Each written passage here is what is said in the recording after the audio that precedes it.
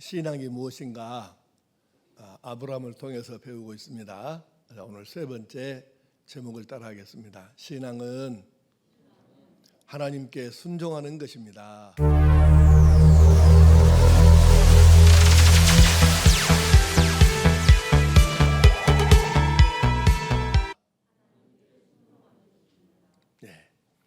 아브라함은 하나님의 말씀에 순종하여 떠났습니다. 근데 우리는 왜 아브라함이 하나님 말씀 순종해서 고향 떠난 것을 가지고 그렇게도 굉장히 막 대단한 것처럼 그렇게 말할까? 순종하는 것은 당연한 것 아닌가요? 근데 왜 사람들은 그렇게 아브라함의 이 순종을 떠난 것을 굉장한 것으로 이렇게 생각하고 이야기를 하느냐? 간단해요. 아브라함이 하나님 말씀에 순종하는 것이 매우 쉬운 일이었으면 누가 지금까지 아브라함 순종 이야기를 하겠습니까? 결코 그것이 순종할 만한 일이 상황이 아니었는데도 불구하고 순종했기 때문에 그렇게 말들을 하는 것이죠. 자, 히브리서 11장 8절을 현대인의 성경 번역으로 한번 다시 봅시다. 자막을 보시고 시작. 믿음으로 아브라함은 하나님이 주시겠다고 약속하신 땅으로 가라는 명령을 받고 그대로 순종하였습니다. 그는 가야 할 곳이 어딘지도 모르는 채 떠났던 것입니다. 아멘. 그렇게 말씀되어 있잖아요. 순종하기로 했는데 가야 할 곳이 어딘지도 모르는 채 떠났다는 것입니다. 자, 여러분, 내가 여러분에게 심부름 하나 시켰다 합시다. 집사님, 어디 가갖고 어떻게 좀 하고 올라요? 이러면 말이 되겠죠. 근데 그냥 하여튼 무조건 나가보고요, 어디로 이 목적지를 안 알려주고 그냥 한번 일단 나가봐, 나가갖고 어떻게 이렇게 말하면 이게 되겠어요? 이게 잘 안 되죠. 자, 다시 말하면 아브라함은 하나님의 말씀에 대해서 가야 할 곳이 어디인지, 그곳이 얼마나 먼 곳인지, 가까운 곳인지, 살기에 좋은 곳인지 안 좋은 곳인지, 산촌인지 어촌인지 들판인지 이것도 모르고 그냥 하나님께서 고향을 떠나가거라 하시니까 그냥 그대로 떠나갔다는 거예요.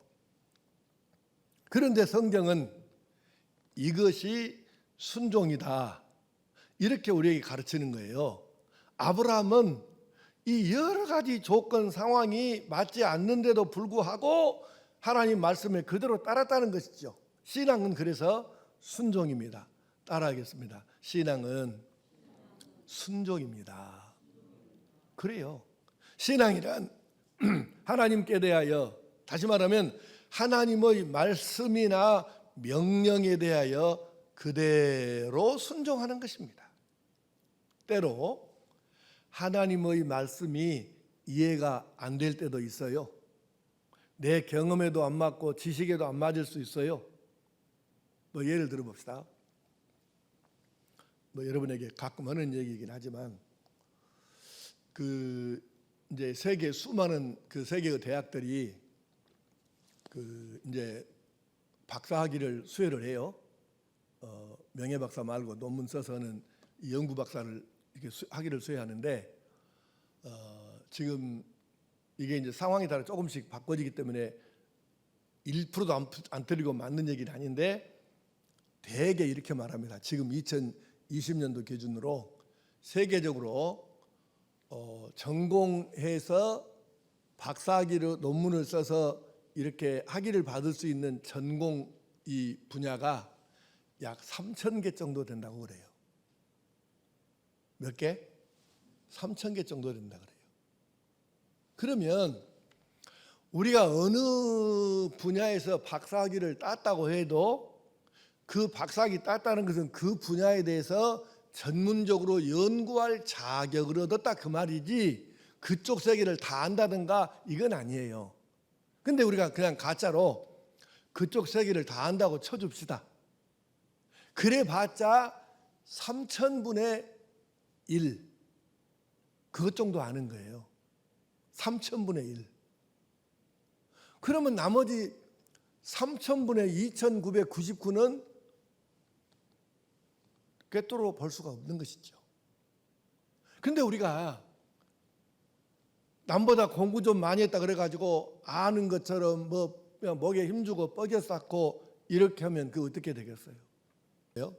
우리가 세상에서 남보다 조금 더 경험 많고 조금 더 책 몇 권 더 읽고 조금 더 알았다 그래가지고 이걸 가지고 사람들이 하는 것에 대해서 돼, 안 돼, 맞아, 안 맞아 이런 식으로 하면서 판단하고 재판을 나가고 선생님질 하려고 하고 이렇게 하게 되면 어떻게 되겠냐고요. 하물며 사람이 알면 얼마나 알겠습니까?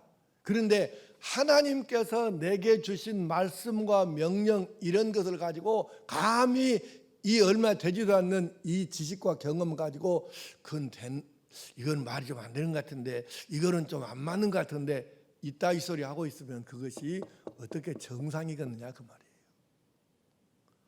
말이에요. 하나님께서 하시는 말씀이 어쩔 때는 사람들의 논리에 안 맞아요.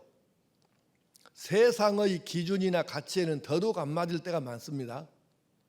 신앙이란 그래도 순종하는 것입니다. 왜냐하면 그것이 다름 아닌 하나님의 말씀이기 때문입니다. 아무려면 하나님이 나만 못 하시겠습니까? 아무려면 하나님이 사람들만 못 하시겠습니까? 대통령이나 재벌이나 학자, 유능한 성공자나 노련한 경험가가 뭐라고 말한다면 이걸 내가 들어야 되나 말아야 되나 고민하는 게 맞아요. 그러나 사람의 말이 아니고 전능하신 하나님의 말씀이시기 때문에 다시 말하면 나를 너무너무 사랑하시고 나보다 나를 더 사랑하시는 그 하나님 오죽했으면 하나밖에 없는 당신의 아들 예수님을 세상에 내려보내서 내 죄를 대신 지고 내 대신 죽게 하신 이렇게 나를 사랑하신 하나님께서 내게 주신 말씀인데 내가 해롭게 되라고 말씀을 주시겠습니까? 말이 안 되는 얘기잖아요. 그러므로 하나님의 말씀이기 때문에 우리가 하나님의 말씀에 순종하되 하나님께 대한 절대 신뢰를 바탕으로 말씀에 순종하는 것입니다. 또한 이때에 순종을 하되 어떻게 순종할 것이냐, 이것은 아브라함이 하나님께 어떻게 순종하였는가 이걸 살펴보면 답이 나와요. 자, 6가지로 정리해 봅시다. 첫째는 지금 아브라함의 순종을 배우는 거예요. 신앙이란 하나님의 말씀과 명령에 대하여 말 없이 순종하는 것입니다. 아브라함은 아무 말이 없었어요. 참된 순종에는 예 하면 됐지 다른 말이 필요가 없습니다. 자, 고린도후서 1장 19절 20절 시작. 우리 곧 나와 실리아노와 디모데로 말미암아 너희 가운데 전파된 하나님의 아들 예수 그리스도는 예하고 아니라함이 되지 아니하셨으니 그에게는 예만 되었느니라. 하나님의 약속은 얼마든지 그리스도 안에서 예가 되니 그런즉 그로 말미암아 우리가 아멘하여 하나님께 영광을 돌리게 되느니라. 아멘. 이 말씀을 조금만 풀어서 설명해 드리자면 이런 뜻이에요. 하나님께서 이 죄로 인해서 온 인류가 이 죽어가는 지옥 가는 걸 참아 보실 수가 없어서, 그런데 하나님이 이미 당신께서 내세운 법이, 우리에게 알려주신 법이 죄의 싹은 사망이다 이렇게 하셨는데 지은 죄를 안 지었다고 할 수도 없고, 그래서 방법은 죄 없는 사람이 모든 사람의 죄를 다 대신 뒤집어 쓰고 자기 생명으로 죄값을 치르는 거예요. 근데 죄 안 지은 사람이 없잖아요. 그래서 성부 하나님께서 성자 예수님께 저 인류가 다 죽어 지옥 가는 걸 어떻게 보겠느냐. 그러니 네가 사람 되어 세상에 내려가서 저 사람들 죄 없이 네가 살다가 저 사람들의 모든 사람의 죄를 대신 지고 죽어서 저 사람을 구원받을 길을 열어주는 것이 어쩌겠냐. 말은 이렇게 길게 설명해도 딱 한 가지예요. 줄여서 말하면 이것은 네가 어때라 그 뜻이에요? 죽어라 그 뜻이잖아요. 세상에 내려가서 죽어라 그 말이죠. 그러니까 아니 여러분, 네가 내려가서 죽어라 이 말이 어떻게 쉽겠습니까? 그런데 예수님께서는 거기에 대해서 물어본다든가 뭐 조건을 단다 아무 말이 없어요. 그저 아멘 하고 순종했다는 거예요. 죽으라는데 세상에 내려가 사람 돼가지고 죽어라, 그것도 그냥 죽는 게 십자가에 비참하게 죽는데 이 죽음에 대해서 예수님께서 아무 말씀 없이 아멘 하고 순종하셨다는 거예요. 오늘 그리고 그 이후에 나오는 말씀은 20절의 말씀은 우리도 예수 안에서는 얼마든지 하나님의 말씀에 대해서 아멘 아멘 하고 순종하여 하나님께 영광을 돌릴 수 있다. 이것을 지금 가르쳐 주신 거예요. 그러므로 신앙이란 무엇이냐? 하나님의 말씀과 명령에 대하여 말 없이 순종하는 것입니다. 두 번째는 신앙이란 하나님의 말씀과 명령에 대하여 질문 없이 순종하는 것입니다. 너 고향과 친척과 아버지의 집을 떠나서 내가 너에게 보여줄 곳으로 가거라 하셨을 때 아브라함이 질문할 수 있잖아요. 왜 가야 해요? 가면 뭔 일이 있는데요? 어떻게 갑니까? 뭘 타고 가요? 가면 누가 먹여준대요? 사는 건 어떻게, 생계는 어떻게 해요? 이렇게 물어볼 법도 한데 아브라함은 아무 질문 없이 그냥 순종하는 것입니다. 세 번째는 신앙이란 하나님의 말씀과 명령에 대하여 따지지 않고 순종하는 것입니다. 예를 들어서 아브라함이 고향을 떠나야 되잖아요. 그러면 고향에 있는 건 다 어떻게 해요? 그러면 살던 집은 어떻게 하고요? 그동안 모아둔 것은 어떻게 하고요? 아버지가 나한테 줄 유산은 그럼 어떻게 하라고요? 따질 법도 없잖아요. 그런데 아브라함은 한마디도 여기에 대해서 따지지 않고 그냥 순종했습니다. 네 번째, 신앙이란 하나님의 말씀과 명령에 대하여 조건 없이 순종하는 것입니다. 아브라함이 이럴 수 있잖아요. 그럼 하나님께서 제가 이렇게 말씀대로 순종에 떠나면은 책임지시겠죠. 뭔가 하나님 앞에 이렇게 좀 조건을 걸 만도 한데 다 없습니다. 그냥 순종하는 것이에요. 다섯 번째, 신앙이란 하나님의 말씀과 명령에 대가를 요구하지 않고 순종하는 것입니다. 순종하면 뭘 주실 건데요? 어떤 복을 주실랍니까? 이 자체가 없어요. 그냥 조건이 없이 그냥 순종하는 것이죠. 마지막 여섯 번째는 신앙이란 하나님의 말씀과 명령에 대하여 끝까지 순종하는 것입니다. 여러분 성경을 보시면 아브라함은 죽는 순간까지, 천국 가는 순간까지 그냥 끝까지입니다. 끝까지 순종하는 것이에요. 참 대단한 사람이죠. 그래서 우리가 아브라함을 믿음의 조상이라고 흠모하고 추앙하고 이렇게 하는 것이죠. 순종이 결코 쉬운 일은 아니지만 그것이 하나님의 말씀이기 때문에 우리가 순종하는 것입니다. 기독교 역사는요,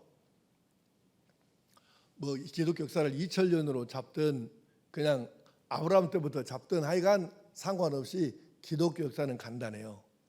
하나님의 말씀에 아브라함처럼 순종했던 사람들의 역사이기도 합니다. 그것이 기독교예요.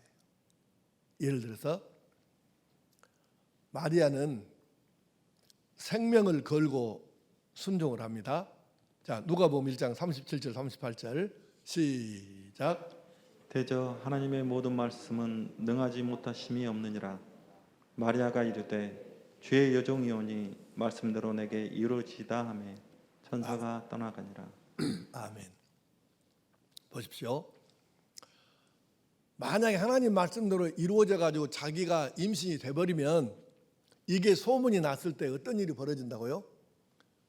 사람들이 돌을 가지고 와갖고 가운데다 놓고 이 마리아를 돌로 때려 죽일 상황이 되는데,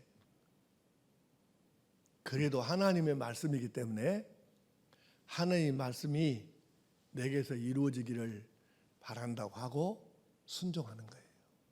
그러니까 마리아는 그냥 임신이 된 게 아니고 생명을 걸고 예수님을 잉태한 거예요. 그게 마리아의 순종입니다. 우리 에스더 이야기 모르는 분 거의 없죠. 에스더가요, 정말 이게 잘못하면 죽습니다. 한번 읽어볼까요? 에스더 4장 15절 16절 시작. 에스더가 모르드게에게 회답하여 이르되 당신은 가서 수산에 있는 유다인을 다 모으고 나를 위하여 금식하되 밤낮 3일을 먹지도 말고 마시지도 마소서. 나도 나의 시녀와 더불어 이렇게 금식한 후에 규례를 어기고 왕에게 나아가리니 죽으면 죽으리다 하니라. 아멘.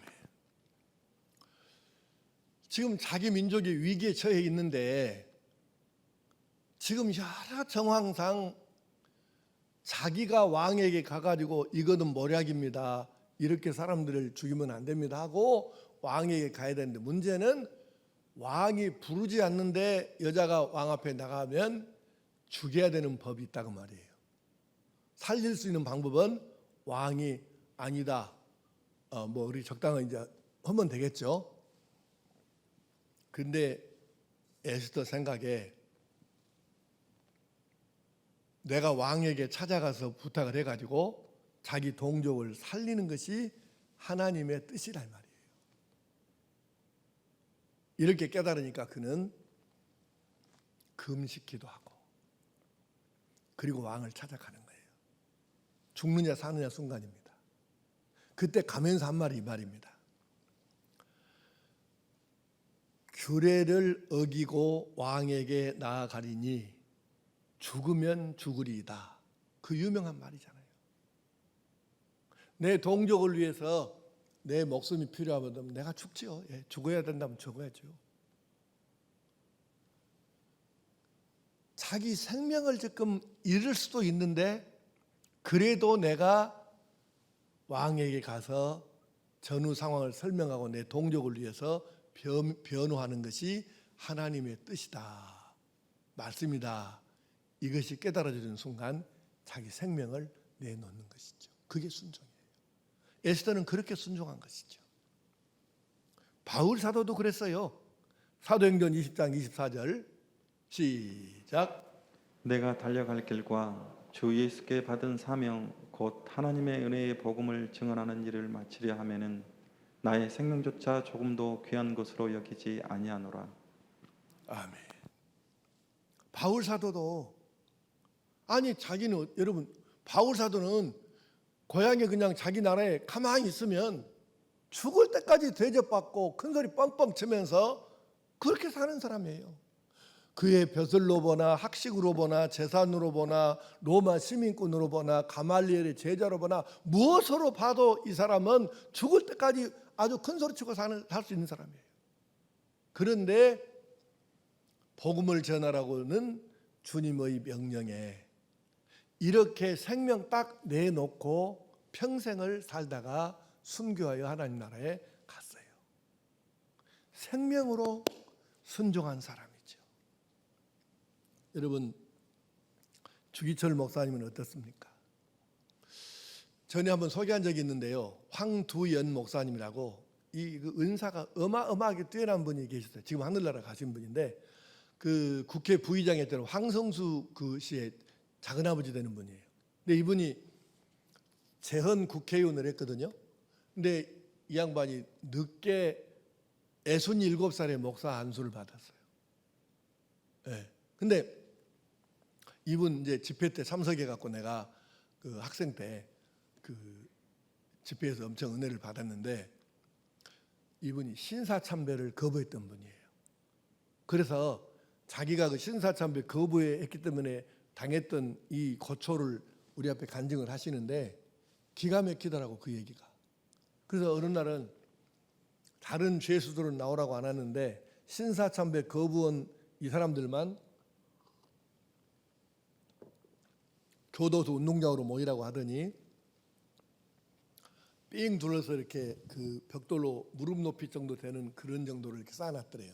그리고 거기다가 트럭으로 자기들이 딱 보는 데서 트럭으로 와서 하는데 이제 진흙도 흙도 거기다가 흙도 붓고 황토 같은 거 붓고 지푸라기도 이렇게 그 또 붓고 그러더니 트럭으로 또 그 유리 조각, 사금팔 조각, 그릇 깨진 거 이런 조각들 날카로운 조각들 이런 것들을 트럭으로 싣고 또 거기다 또 붓더래요. 그리고는 설명을 하는데 야 지금 벽돌을 찍어야 된다. 흙벽돌을 찍어야 되는데 흙벽돌을 이거 이겨야 된다. 그래서 너희들 지금 다 보다시피 이렇게 다 이제 갖다 놨으니까 이거를 이게 이겨가지고 이게 그 다음에 벽돌을 찍어야 되는데 자 너희들이 이것을 이 안에 맨발로 들어가서 저 흙을 이겨라. 예, 그리고 나서 벽돌을 찍자. 근데 신사참배를 하겠다고 하면 지금 즉시로 이것을 면제해 주겠다.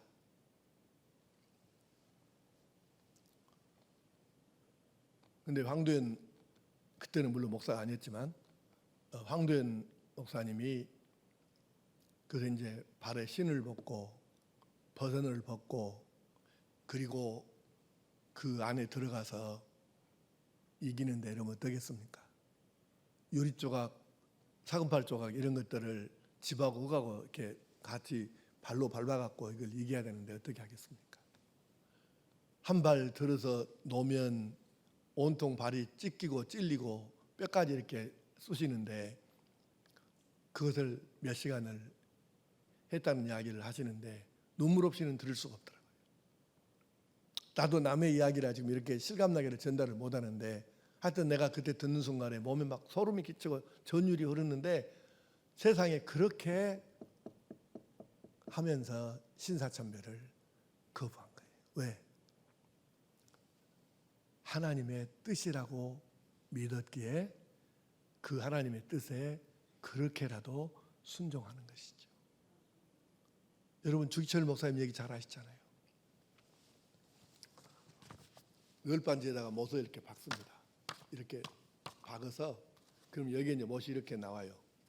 열반지가 이제 두꺼운 것이 아니니까 이렇게 못이 이렇게 나오잖아요. 그러면 이걸 갖다가 이렇게 쭉 열반지를 세워놓고 그리고 주기철 목사님한테 맨발로 저기를 걸어가라고 하는 것입니다. 역시 신사참배 때문이에요. 주기철 목사님은 신발을 벗고 그 못 이렇게 세워진 이 못 위를 한 발 한 발 영문밖에 길이라고 자기가 작사한 이 찬양을 하면서 이 널빤지 못 위를 걸어가는 것입니다. 그리고 우리 신앙의 자랑스러운 선배님들이 하나같이 하나님의 말씀에 아브라함처럼 순종하며 살았던 것이죠. 하나님의 말씀이기 때문에. 자 이제 신명기 28장을 보면 굉장히 길잖아요. 그런데 신명기 28장이 길어도 딱 두 가지밖에 없어요. 내용은 딱 두 가지입니다. 1절에서 14절까지는 하나님의 말씀에 순종하여 살면 이러한 복을 이렇게 받을 것이다. 이것이 1절부터 14절까지예요. 15절 그 이후에 나오는 말씀은 하나님 말씀을 거역하고 불순종하면 이러한 저주가 이렇게 임할 것이다. 그 내용이에요. 그러니까 신명기 28장이 아무리 길어도 내용은 딱 간단하게 이렇게 두 가지예요. 순종하는 사람에게 주어지는 복, 불순종하는 사람에게 주어지는 저주. 그러니까 순종하여 이 복을 받고 살라. 그것이 신명기 28장이에요. 그러니까 내용이 길다 그래갖고 막 어렵게 생각하지 마시고 신명기 28장은 딱 간단해요. 둘, 순종하여 이런 복, 불순종하여 이런 저주. 이것밖에 없어. 그게 신명기 28장이에요. 근데 그 대표적인 말씀을 한번 보겠습니다. 자, 신명기 28장 2절 3절 시작. 당신들이 주 당신들의 하나님의 말씀에 순종하면 이 모든 복이 당신들에게 찾아와서 당신들을 따를 것입니다. 당신들은 성읍에서도 복을 받고 들에서도 복을 받을 것입니다. 아멘. 그러니까 하나님 말씀에 순종하면 이 모든 복이 당신들에게 찾아와서 당신들을 따를 것이다. 성읍에서도 복을 받고 들에서도 복을 받고. 그런데 똑같은 형식으로 저주를 말씀하셔요. 자, 28장 15절 16절 시작. 그러나 당신들이 주 당신들의 하나님의 말씀을 듣지 않고 또 내가 오늘 당신들에게 명한 모든 명령과 규례를 지키지 않으면 다음과 같은 온갖 저주가 당신들에게 닥쳐올 것입니다. 당신들은 성읍에서도 저주를 받고 들에서도 저주를 받을 것입니다. 아멘. 그러니까 형식이 같아요. 순종하면 성읍에서도 복을 받고 들에서도 복을 받고, 불순종하면 성에서도 저주를 받고 들에서도 저주를 받고. 그러니까 순종이 얼마나 놀라운 것이고 얼마나 또 하나님께 순종을 강조하시는 것인가를 우리가 볼 수 있는 것이죠. 우리가 신앙을 다시 생각하고 정리해야 합니다. 나의 지금까지 신앙은 어떤 형태의 신앙이었습니까? 지난주일의 말씀을 기억하십시오. 하나님은, 따라하겠습니다. 하나님은 말씀하시는 하나님이십니다. 그렇죠. 하나님은 계속해서 말씀하시는 거예요. 성경 읽을 때만 말씀하시고 설교 때만 말씀하시는 것이 아니라 이 세상에 돌아가는 모든 사건과 상황, 일들, 이것을 통해서 우리에게 지금 말씀하고 계시는데, 문제는 이 하나님 말씀을 알아차리느냐 못 알아차리느냐는 거예요.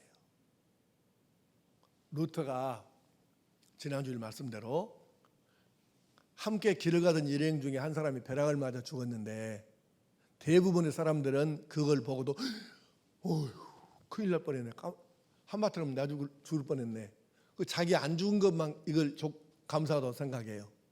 그런데 루터는 거기서 왜 내가 아니고 저 사람이 벼락을 맞았을까?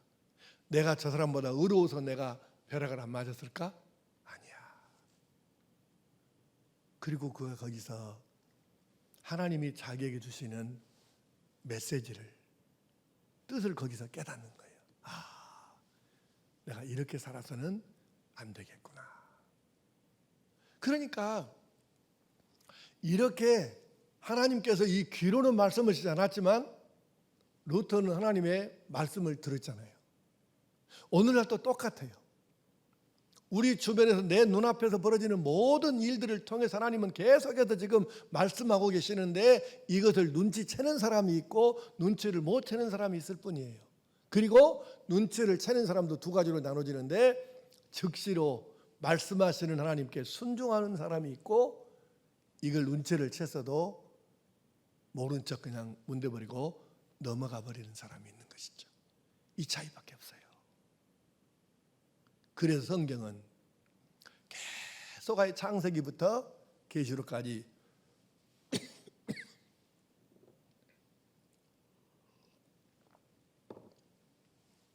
순종을 강조해서 반복해서 가르치고 있는 것입니다.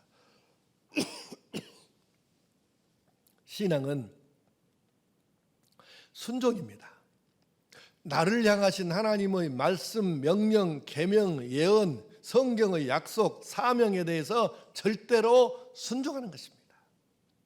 오늘의 마지막 성경 말씀, 사무엘상 15장 22절 말씀을 보십시다. 시작. 사무엘은 다시 사울을 책망했다. 주께서 어느 것을 더 좋아하시겠소? 번제물과 화목제물이겠소? 아니면 주께 순종하는 것이겠소? 주께 순종하는 것이 제사보다 낫고 주의 말씀을 따르는 것이 순양의 기름보다 낫습니다. 주를 거역하는 것은 점쟁이에게 점을 치는 것과 같은 죄악이고 자기의 고집을 내세우는 것은 우상 숭배와 같은 죄악이기 때문이요. 아멘. 이제 오늘 말씀을 마치겠습니다. 사랑하는 성도 여러분, 오늘은 신앙은 무엇이라고 배웠습니까? 신앙은 순종입니다. 하나님과 하나님의 말씀에 순종하는 것입니다.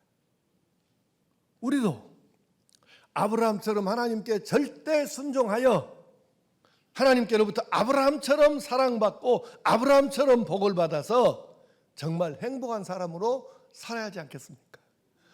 끊임없이 계속해서 말씀하시는 바로 그 하나님의 말씀을 듣고 말씀대로 즉각 순종함으로 아브라함의 복을 이어받을 수 있는 하나님의 사람으로 살아갈 수 있기를 축복합니다.